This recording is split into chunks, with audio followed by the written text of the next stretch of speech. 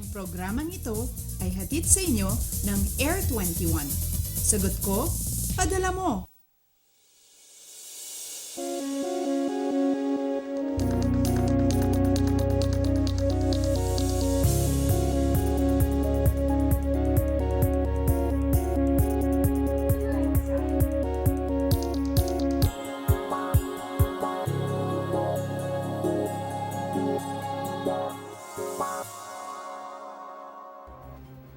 Magandang umaga Luzon, maayong buntag Visayas, Buenos Dias, Mindanao. Kamusta po ang inyong gising? Nako, kina lolo at lola, nabalitaan nyo na po ba? Aprobado na ang dagdag na pensyon sa SSS. Kaya naman tiyak kong good na good ang inyong mga morning, hindi po ba? At para gawing better ang inyong araw, mahalagang handa kayo sa magiging lagay ng ating panahon. Huwag po kayong mag-alala dahil sagot na namin ang weather updates. Live mula sa Pag-asa Weather and Flood Forecasting Center, ito po ang Panahon TV na mula Lunes hanggang Linggo, naghahatid sa inyo ng kumpleto at komprehensibong ulat panahon. Ang muli ninyo makakasama at maghahatid ng mga dapat ninyong malaman sa lagay ng panahon ngayong Wednesday morning, January 11, 2017. Ako po, si Desiree Jonyo. Another day, another beginning at oras na nga para itama ang mga pagkakamali ng kahapon. Halina't ma-inspire sa pagsikat ni Haring Araw. Yan naman po ay mangyayari sa ganap na 6:24 a.m. Habang si Haring Araw naman ay lulubog, 44 minutes makalipas lamang ang alas 5 mamayang hapon. At sa punto po ito para bigyan tayo ng latest sa ating ulat panahon, makakapanayan po natin ng live. Wala pong iba kundi si Pag-asa Weather Forecaster Hiner Kitlong. Magandang umaga po Sir Hiner. Batay po sa balita, ilang taniman na sa Benguet yung tinamaan ng frost o yung pagyeyelo. Kaugnay po nito, ano po ba yung lowest temperatures na naitala ngayong amihan season at hanggang kailan po ba magpapatuloy itong pagbagsak ng temperatura? Maraming salamat, Desiree. Isang magandang umaga sa iyo. Sa mga kabayan ko sa Pangasinan, Masantos siya, Kabosan at Sikanamin. Ngayong araw po mga kabayan, actually ngayong taon po ang pinakamababang temperatura ay naitala po noong January 8, 2017 dito po sa Science Garden yan, 19.0 degrees Celsius. Yan po yung pinakamababang temperatura na naitala ngayong taon. At samantalang sa Baguio naman po nakapagtala po tayo ng 11.0 degrees Celsius. Yan naman po noong January 9, 2017. Actually po ang amihan po sa ating bansa ay tumatagal po to, maaari po itong umabot mga second or third week ng February.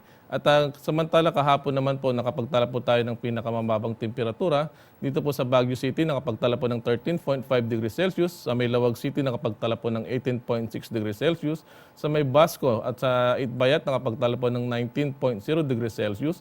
Sa Malaybalay po ay sa Bukidnon nakapagtala naman po ng 19.3 degrees Celsius. At sa may Tanay Rizal nakapagtala naman po 19.5 degrees Celsius. Ito naman po, kaya po mababang temperatura rito dahil po yan sa epekto ng amihan o yung tinatawag nating northeast monsoon.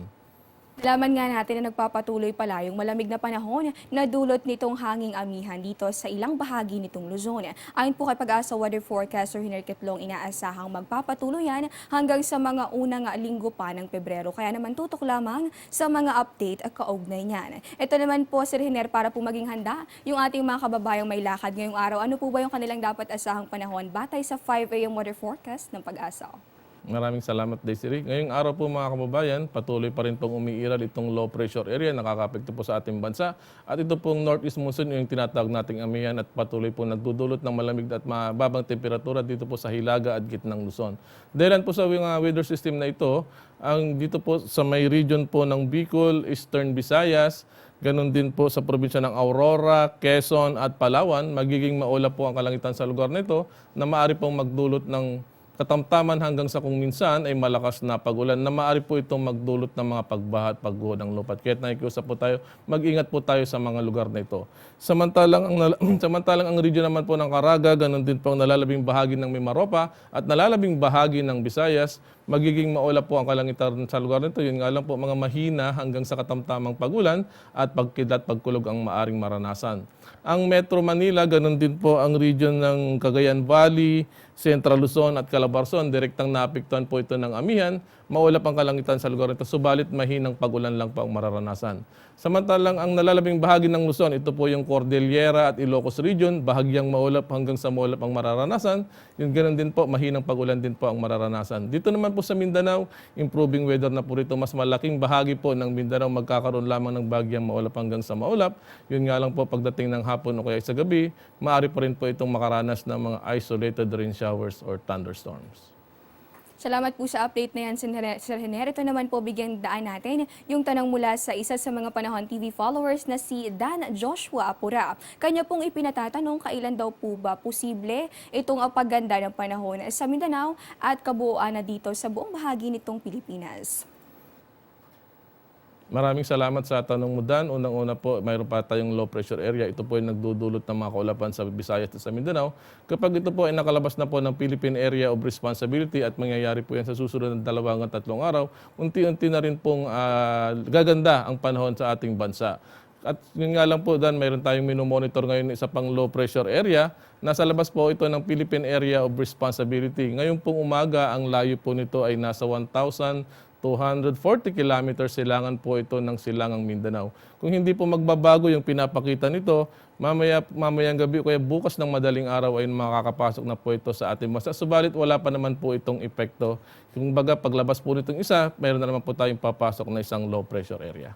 Nako, Dan Joshua, nakabatay pala sa 2 low pressure areas yung magiging sitwasyon ng panahon dito sa ating bansa. Ayon nga kay Pag-asa Weather Forecaster Hener Kitlong, kapag yung naunang low pressure area, ito yung dating bagyong Auring, ay lumabas na, naku kaagad itong mapapalitan ng isang panibagong sama ng panahon. Kaya naman manatiling nakatutok sa mga updates ng Weather Bureau at Panahon TV kaugnay niyan. Sa ating po mga iba pang taga-subaybay, pwede rin kayong mag-send ng inyong mga katanungan sa social media accounts ng Panahon TV.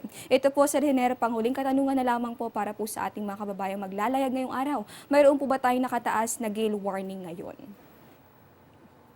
Yes, Desiree, para naman po sa mga kaibigan natin mga isda, dahil po yan sa paglakas ng hanging amihan, nakataas pa rin po ang ating gale warning. At apektado po rito ay mga baybaying dagat po ng Hilaga at silangang bahagi ng Luzon. Apektado po rito ang mga baybaying dagat ng probinsya ng Batanes, Calayan, Babuyan, hilagang bahagi po ng Ilocos Norte at hilagang bahagi po ng Isabela.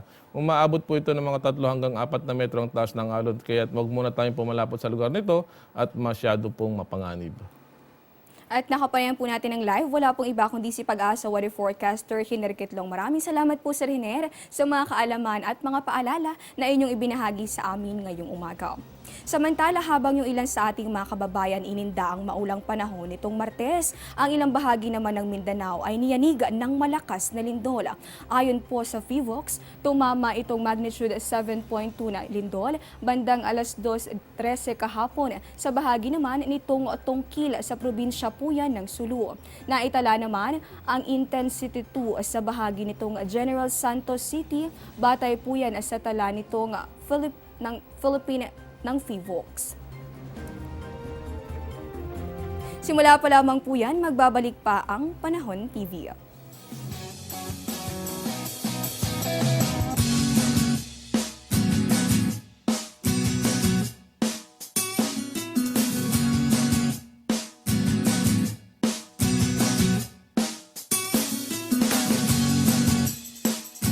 Get timely and reliable Philippine weather information anytime, anywhere through the Panahon TV mobile app, a multifunctional mobile app that brings you weather updates sourced directly from Pag-asa. The app provides a complete 3-day weather forecast at your location. It also allows you to ask or share the weather to the community. It has auto alerts for thunderstorm advisory, rainfall warning, and storm signals over your area. Download for free today, available at Google Play Store and iOS.